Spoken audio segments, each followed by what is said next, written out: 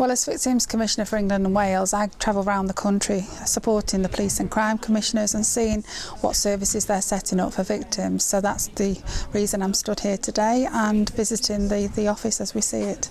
Well, this is my first visit to actually the setup, but I know that they're speaking about victim services in a way that's quite warm, and the focus is on the victim and their needs, not actually what the criminal justice says they have to have.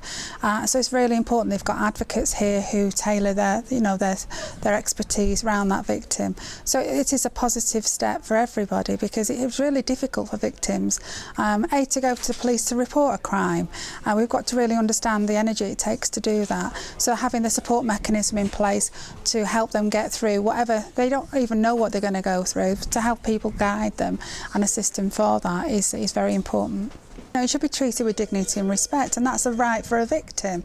In anything in life, we get really irritated if we don't get that response. So why do we expect victims to basically put up and shut up and go through something that's traumatised them? You know, their life's been blown apart. If you've been sexually abused, been raped, or you've homicide, or even antisocial behaviour is so impactful on that individual. And we have a right to be treated with respect and dignity and be listened to and be believed. We shouldn't start off on a negative. And this is great. This unit here is pulling all the local services together, and what I really like about this system, the unit here, is that their system, when they refer them, is they check that they actually have gone there and spoken to the agency. And we've got to do that, because you would not, you cannot expect a victim to pick up the phone to another agency.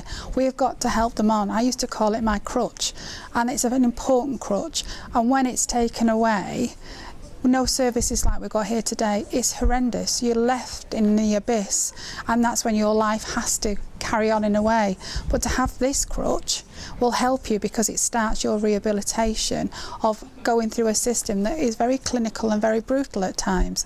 But if I feel in a healthier state to be able to get up out of bed the next day, this shows you the work that's done in this unit is very important. Police and crime commissioners have got a huge remit, and I'm very positive to hear victims are getting the services that they deserve. It's a pot of money going into the police and crime commissioners. It's not an easy job to do, but whatever penny or pound they spend has to be worth to the victim. And if you're getting good feedback from victims, it means it's working. Like they've said, they're finding different things as they come in. They're open to ideas, they're open to feedback, which is quite wonderful to hear in this day and age.